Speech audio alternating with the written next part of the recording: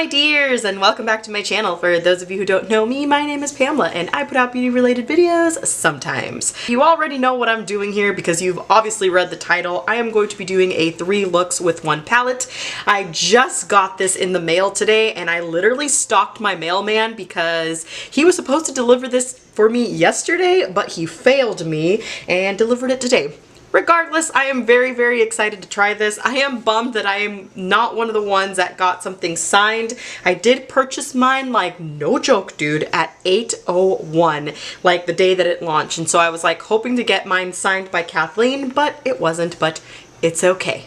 It's okay. If you haven't seen the palette, this is what it looks like. It's absolutely stunning in my opinion. I love that it is colorful yet wearable, and I created one look, I believe, with like these beautiful purples and this like aquamarine, right? Aquamarine color here, and I still found it to be beautiful and colorful and all, but it was super wearable and almost like not overwhelming for me because I'm not one to really walk out of the door with anything colorful on my eyes. I'm very self-conscious about that, especially when, you know, I go to pick up my kid at school. Like, I don't know why, I just can't be the mom with like the super bright green eyeshadow. Like, it's something that I'm trying to battle within myself, and I know that it sounds silly because it's just eyeshadow, it's just a little bit of color, everything wipes away at the end of the day, but at the same time it's like I'm still a little bit self-conscious about it. However, I did like that look that I came up with. You'll obviously see it later in the tutorial, and in my mind I thought, dang, for, you know, something so crazy like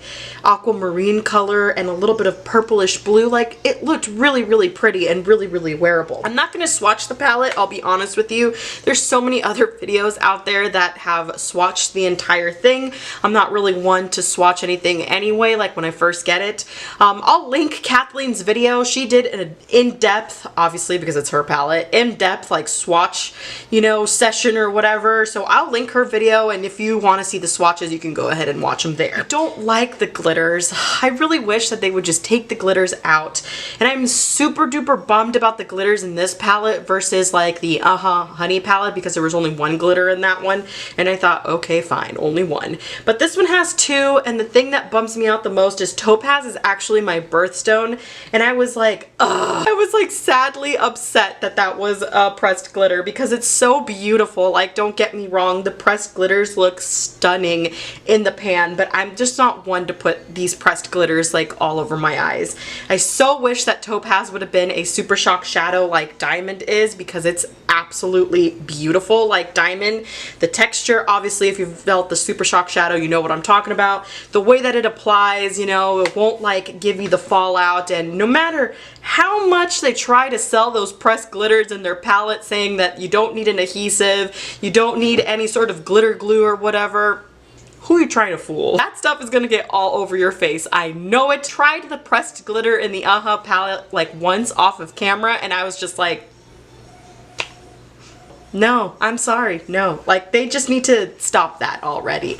There will be people who will buy the pressed glitters individually, and I'm sure that they're going to be stoked and happy on their purchases, but a lot of us, like, and I mean a lot of us, do not like the pressed glitters in there. So that's basically the only beef I've got with this palette. Other than that, I think every shade in here so far is beautiful. The shades that I used today on my eyes, and I tried to use as many as I could, all performed the way all Colourpop eyeshadows perform. Ooh, okay, maybe except for Alexandrite. I did use that today in a look, and I guess I'll just let you, you know, watch the tutorial to see what you think, or maybe I've done something wrong and you can critique me in the comments or whatever, but, you know, constructive criticism, please.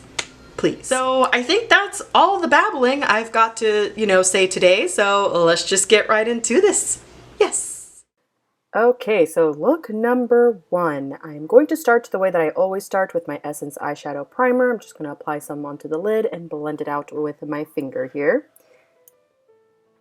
Then I'm going to take a fluffy brush and pick up my precious. Like, how can you not say that shade that way? Like, I just have to.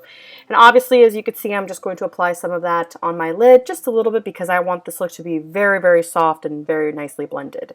Then I'm going to go into You're a Gem, and I'm going to be using this color as a transition, and this is a very, very nice warm peachy shade that's just going to look absolutely stunning as a crease color. And of course, whatever you do to one side of the equation, you do to the other. Now I'm going to go into Garnet, and I'm basically just going to take a small tapered brush, sort of like a MAC 217, and I'm going to start applying this color just on the outer edge here, and slowly but surely kind of blending it in towards the center. I want a really, really nice soft gradient. Then I'm going to go into the shade Jasper, and I'm going to deepen things up a little bit more on the outer corner. And I've got to say, Jasper is probably so far like one of my favorite shades. And I know that's super random because it's nothing like special or anything like that, but I could totally see this shade just like all over my eyes with a little bit of inner corner highlight, and boom, out the door. Now I'm just going to take my same fluffy brush and make sure that everything is nicely blended out.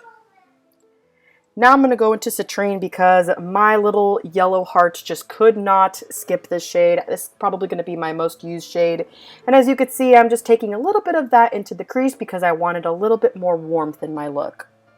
Then I went into Fluorite, and this shade is gorgeous. It is the most beautiful, like lavender green duochrome. You could see that green little sparkle in there in this shot. Like, it's just absolutely stunning. I went back into Jasper, just picked up a little bit more to further deepen out that outer corner. Just needed a little bit more, as you could see. I was not recording. Well, I wasn't recording for the lower lash line, so what I did is I went into Gem and I basically applied that all over the lower lash line from basically here all the way to here.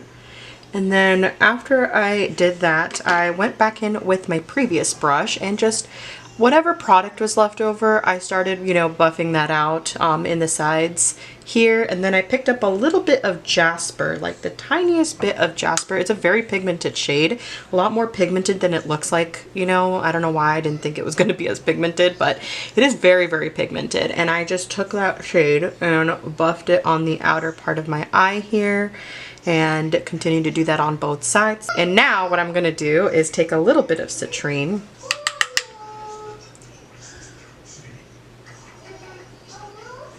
and buff that out. There, now you're caught up. Back to the voiceover. Mommy. What? Don't you hate when that happens? Anyway, back to this tutorial. Going into Moonstone, and I am applying that in the inner corner, and this makes a very, very beautiful, soft inner corner highlight. And I did apply just a little bit of what was left over onto that brow bone. Then I went ahead and packed the lashes on with a ton of mascara. Alright, here is the finished look. I applied some mascara to the lower lash line, and as you can see, here's my awkward posing here and here. I kept everything else pretty soft just because I thought this would be more of a nice, soft, colorful, wearable look. And on to look number 2. So I'm going to start with Royal Jewels on a big fluffy brush again and place that into my crease. This time I did not set my eyeshadow primer because I wanted all of these shades to be nice and opaque.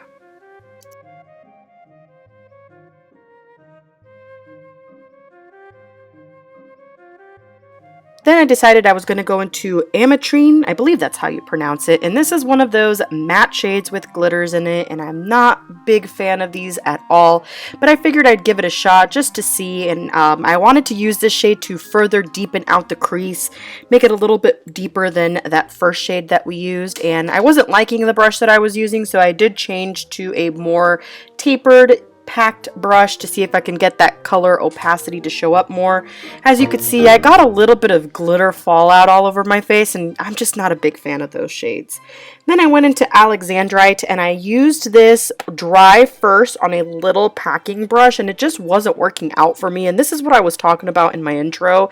This shade gave me a little bit of a problem, so I decided to obviously wet my brush, and as you could see, it was packing on a little bit better, but I was still kind of struggling with the packing.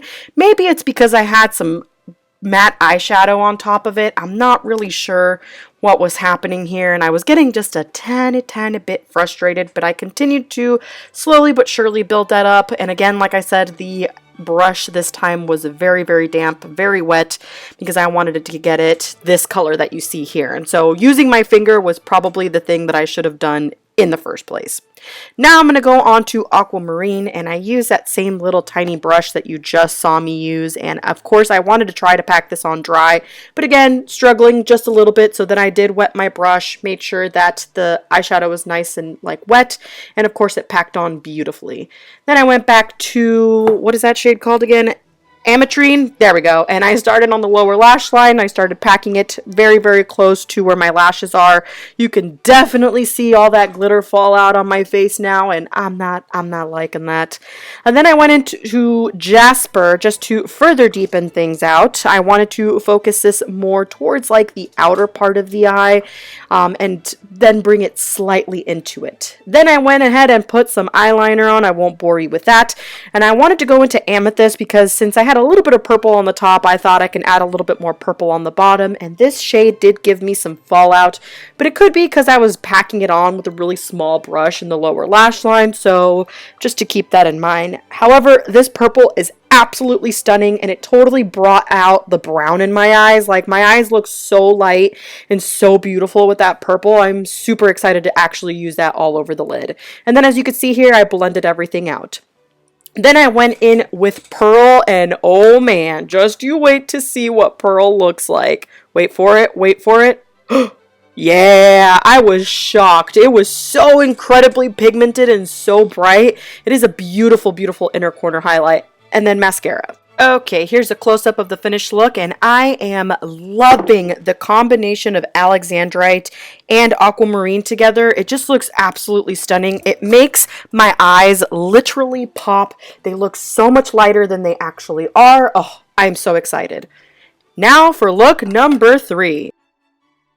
Okay, so the first color that I went into, again, is Royal Jewels. This makes a really nice light transition shade. Again, I did not set my eyeshadow primer. I kind of just packed it on and messily blended that in.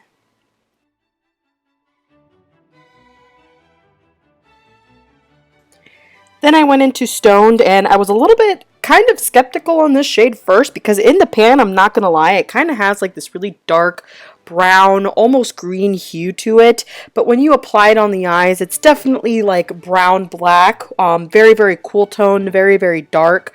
And I packed this on ever so slightly because it's a very pigmented opaque shade. And then I went in with Smoky Quartz. I thought that this shade was absolutely stunning, and I was not expecting this type of brightness or pigmentation either. You could see I was really surprised with that one too. Like, it just packed on so beautiful, and it looked a little bit more silver than I was expecting. I mean, it obviously is silver, but I don't know what I was thinking, honestly. So I went back into Stoned, and I packed a little bit more stone on the outer corner just to further intensify that. Then I went in with Rose Quartz, and this looks very cool tone in the pan, but very like almost like a beige cool tone color. And when I applied it onto the eyes, it had a little bit more like rosy pink into it, but I mean, that's why it's called Rose Quartz. Nonetheless, it's a very beautiful shade, and I'm very excited to continue to use that one as well. Then I just applied a little bit of eyeliner to the top line. I didn't do anything crazy. And then I went back into Stoned, and I believe this is when I start working on my lower lash line here. Yeah. And I just kind of focused this more so on the outer part of my eye. I didn't want to bring it all the way in, so I didn't close my eye completely. And then I went back into Rose Quartz and then continued to blend that out. I love this shade on the lower lash line because it looks really like nice and grungy almost, because it's like a cool tone, almost rosy pink color. Then I went in with Diamond because I had to use a Super Shock shadow that was in this palette, and it's very like sparkly. It's definitely an eyeshadow topper, so I did top this one off with another shade. I went back into Moonstone like I did in the previous tutorial and used that to pack on top of Diamond, and it made that inner corner, you know, look really sparkly and bright. And then of course I finished everything off with a ton of mascara. Okay, here's a close-up of that third look. As you can see, it's a very cool toned, beautiful, everyday, wearable, sparkly look. I loved this. It's so simple and so beautiful. Anyone can achieve this. And that's all I've got for you guys today. So hopefully you enjoyed my 3 looks with 1 palette today. I had a lot of fun creating all 3 of these looks, and I tried my best to keep them as different as possible. And I think I did all right. I did all right. I don't know if I'm ever going to do my 1 palette for a week series again, only because I've been really busy, you know, outside of this YouTube world. I've been doing a lot of stuff with Cecilia. You guys know I've been struggling potty training that kid forever. I want to say it's been like 7 or 8 months that I've been struggling with that. It takes a lot of work for me to do the 1 palette for a week series. It's like constant filming, obviously, and sometimes I don't have all that time. And then there are times where my husband will work from home and he basically sits like right there, right behind me when he's working, and I don't want that in my background, you know, so I don't know if I'll do it with this, you know, maybe down the line, I don't know, but it would be fun to do a, you know, 1 palette for a week series with this because there's so much fun, like, colors and so many different color combinations that you can come up with using this beautiful palette. I'm definitely going to enjoy this a lot, like, off of camera. I know for sure. It's just so beautiful and so well curated in my opinion. Like, I'm very excited about this, as you can see. So if you like this video, please don't forget to give it a thumbs up, subscribe to my channel, and spread my love for makeup, and I will see you guys in my next video. Mwah! Bye-bye!